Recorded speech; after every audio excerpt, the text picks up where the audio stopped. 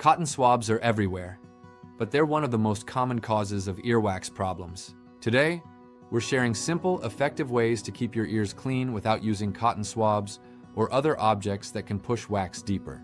First off, your ears are self-cleaning. Earwax naturally moves outwards as you talk, chew, and move your jaw. So in many cases, no intervention is needed at all. Here are safer habits you can adopt. 1. Use a soft, damp cloth. Only clean the outer ear folds and the area around the ear opening. Never insert anything into the ear canal. 2. Ear irrigation mist.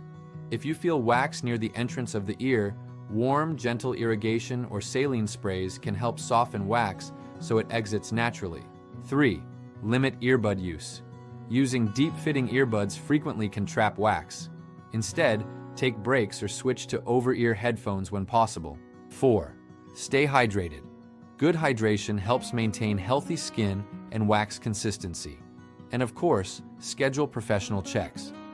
If wax feels bothersome or you notice hearing changes, visit an audiologist rather than attempting home removal. Using cotton swabs can push wax further in, which may lead to impactions, discomfort, or even damage to the ear canal or eardrum.